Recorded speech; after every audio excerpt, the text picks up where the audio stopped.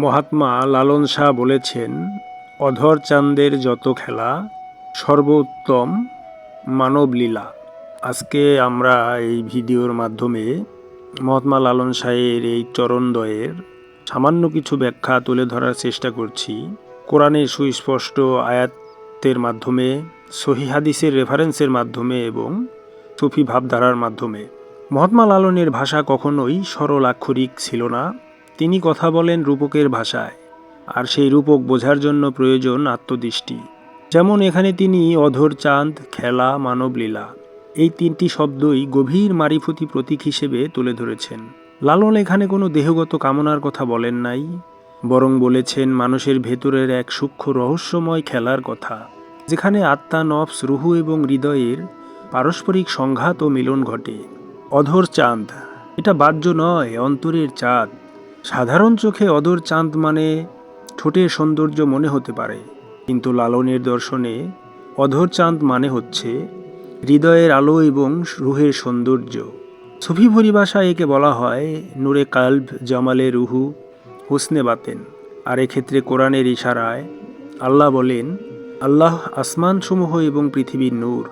সূরা আন-নূর আয়াত ৩৫। এই নূর বাহিরে নয়, এই নূর মানুষের অন্তরে প্রতিফলিত হয়, আর সেই নূরের প্রকাশই হচ্ছে অধর চাঁদ, অর্থাৎ মানুষের ভেতরের ঐশী সৌন্দর্য। এখানে খেলা, এই খেলা হচ্ছে আল্লাহর ইচ্ছায় সংগঠিত আধ্যাত্মিক পরীক্ষা। লালনের খেলা শব্দটি অত্যন্ত গুরুত্বপূর্ণ। এটি কোনো ফাঁকা বিনোদন নয়, বরং আত্মা ও নফসের মধ্যে চলমান ঐশী পরীক্ষা। কোরআনের ভাষায় যেটা সূরা আল মুলকের ২ নং আয়াতে বলা হয়েছে, আমি মানুষকে সৃষ্টি করেছি পরীক্ষা করার জন্য। এই পরীক্ষা কোথায়? এই পরীক্ষা হচ্ছে দেহে, কামনায়, প্রেমে, ক্ষমতায়, ত্যাগে, আত্মসমর্পণে। এই পরীক্ষার ভেতর দিয়েই মানুষ বুঝতে পারে সে পশু নাকি খলিফাতুল্লাহ। এবার সর্বোত্তম মানবলীলা। এখানে মহাত্মা বলেছেন মানুষই শ্রেষ্ঠ ক্ষেত্র। লালন বলেন না ফেরেশতার লীলা, বলেছেন মানবলীলা, কারণ মানুষই একমাত্র সত্তা যে পশু ও ফেরেশতার মাঝখানে দাঁড়িয়ে। এক্ষেত্রে কোরআনের ঘোষণা সূরা আত-তিনের ৪ নং আয়াতে, নিশ্চয়ই আমি মানুষকে সৃষ্টি করেছি সর্বোত্তম অবয়বে। এই সর্বোত্তম হওয়া দেহের কারণে নয়, বরং আত্মচেতনার কারণে, ইচ্ছার স্বাধীনতার কারণে, আল্লাহকে চিনবার যোগ্যতার কারণে। হাদিসে মানব রহস্য এবং মারিফাত। রাসূল পাক আলাইহিস সালাতু ওয়াস সালাম নূরে খোদা বলেন, যে ব্যক্তি নিজেকে চিনেছে সে তার রবকে চিনেছে।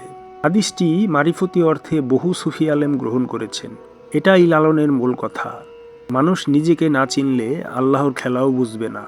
আরেকটি সহি হাদিসে বলা হয়েছে, সহি মুসলিম গ্রন্থে, নিশ্চয়ই আল্লাহ তোমাদের দেহ বা চেহারা দেখেন না, তিনি দেখেন তোমাদের হৃদয় ও আমল। অর্থাৎ অধর চাঁদ বাহ্যিক নয়, হৃদয়ের। মারিফতের গভীর স্তর। খেলায় জয় মানে আত্মবিলয়। মারিফতের পথে সর্বোচ্চ স্তর হলো ফানা, নিজেকে বিলীন করা, আর বাকা, আল্লাহর সাথে টিকে থাকা। লালনের খেলা আসলে আমি থেকে তুমি হওয়া, তুমি থেকে তিনি হওয়া। যে খেলায় নফস হারে, রুহু যেতে, অহং ভেঙে পড়ে, আর অবশিষ্ট থাকে শুধু প্রেম। লালন এবং প্রকৃত ইসলামের মিলনবিন্দু। ভুলভাবে অনেকেই লালনকে ইসলামের বাইরে রাখতে চান, কিন্তু প্রকৃত সত্য হলো লালনের দর্শন হলো শরীয়তের গভীর আত্মা তথা মারিফত।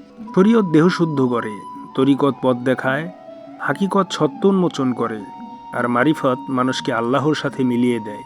পরিশেষে বলা যায়, অধর চাঁদের যত খেলা সর্বোত্তম মানবলীলা। এই লালনচরণ আসলে সেই ঘোষণাই দেয়, মানুষই আল্লাহর রহস্যময় আয়না, আর মানুষের ভেতরেই আল্লাহ তার খেলা প্রকাশ করেন। যে মানুষ দেহে আটক থাকে সে খেলাকে কাম ভাবে, আর যে মানুষ অন্তরে প্রবেশ করে সে খেলাকে ইবাদত বানায়।